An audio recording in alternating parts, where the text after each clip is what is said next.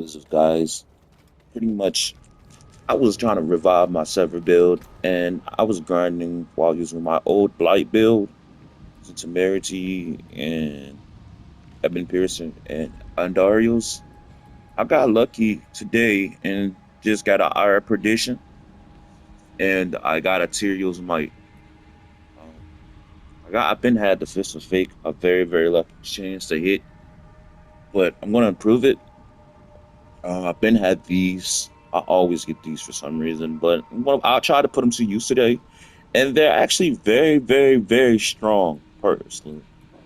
Um, with this build, pretty much, I wanted to revive my Sever build and see if you can do the same damage almost as you used to do last season. And the answer is honestly, almost yes. Almost. Here's the problem. The reason why I say almost yes is because pretty much the damage is just not consistent. But there's huge numbers, there's huge crits. When you get the huge crits, you're gonna be critting like crazy. Pretty much just have about 50% crit chance. You're gonna want about 200% critical damage. You know that at least 2,000. I'm not 200, but 2,000% critical damage. You want a lot of damage with Shadow because you're using Sever. All damage. You're gonna it's really deeply spec'd. I think you have to work a lot harder for this build.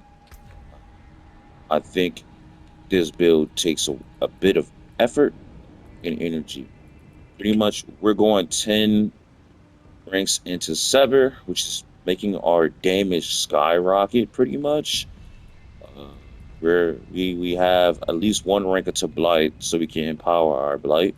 Okay, we at least one rank to Blood Mist. Pretty much we could use this. We can get one more point in this, but I chose to increase my fortified damage and increase the thorns because I'm lacking in defense.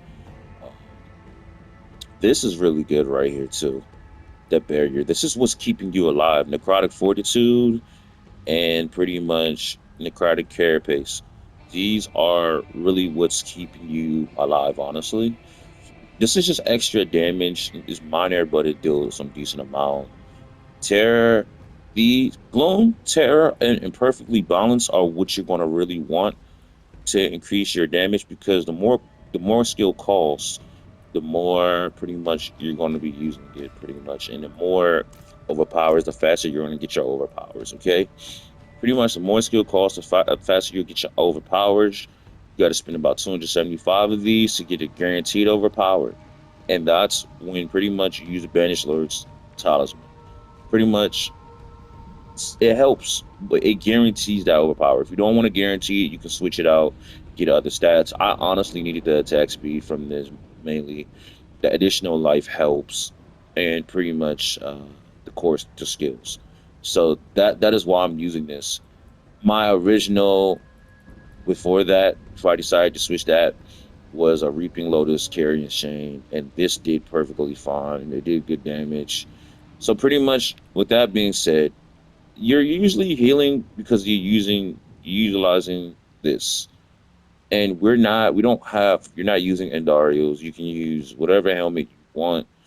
You don't have Tyrael Might. You don't have to put on Tyrael's Might. Again, you don't have to use all of those mythical uber uniques. Okay, I did it without it. I started playing my server build without it. I have videos showing that pretty much I was using my Blight build prior to using it, and now I'm using what I'm using.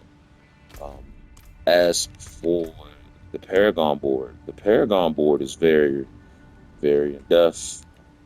I'd start off with Curse, pretty much to amplify the more damage to everybody. Curse skills take 10% damage additional. I get the extra life right here. We go to Wither for the additional damage over time. We're not maxing it out because apparently we don't have as much intelligence at the moment. I try to do this pretty well, but I also want a lot of points of the intelligence.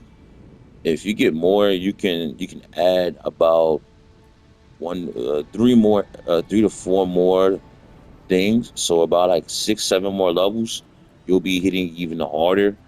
But I suggest well into 200, you go focus on your overpowered tree. This tree is really good, but you're gonna want at least 100%, 50 to 100% shadow damage increase because everything here is shadow damage, shadow damage, shadow damage, shadow damage. Everything is just shadow damage, damage over time, shadow damage, shadow damage, shadow damage. Uh, for this build, pretty much, I am going pretty much. We're getting Flesh Eater, Consuming Corpses, 40%. Only reason why we went to this node, we're really not going to be using Flesh Eater too much, but we're using it for Sacrificial, pretty much. We're going to get Sacrificial these two nodes for more damage, damage, and damage, and damage, clearly.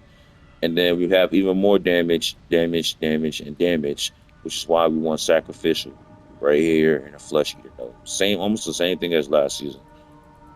And then again, for a Paragon, for Frailty, we got that at the very top.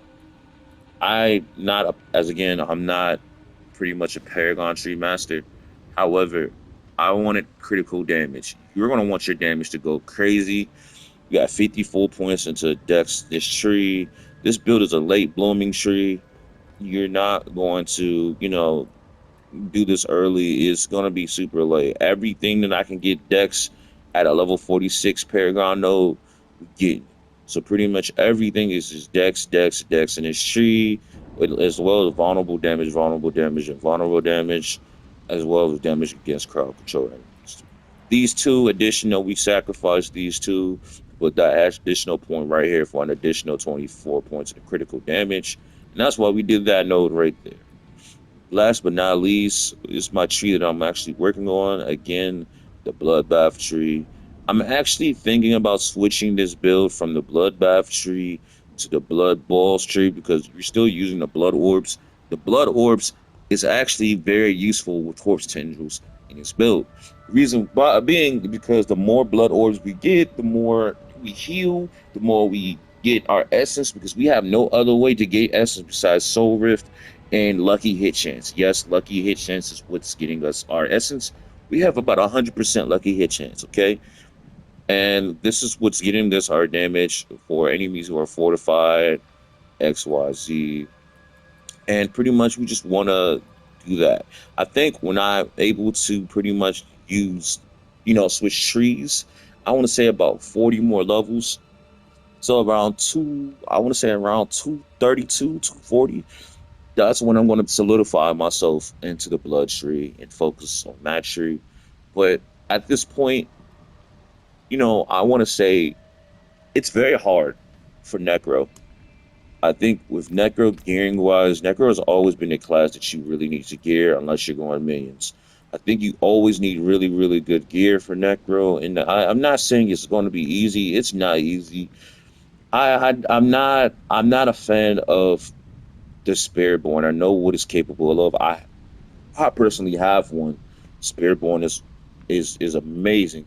Okay, but personally speaking, I just think that this class is my baby. This is my heart, along with Druid, and I really love these two classes. And I feel like the devs did a good job on them this patch. I feel like they're really good, but it's this patch is actually very hard. It's not for the faint of weak, especially if you're a solo player, almost like myself, especially if you don't play with too many people. Thank God for the party finder. But even still, I got to tier torment 4 alone with a blight build. That's right. I did the solo myself with the blight build, and it's very difficult. You need millions upon millions of damage. You don't see too many other classes doing this unless you're Spiritborn, and that's what I'm saying. You need a lot of work. So with that being said, welcome to my Sever build.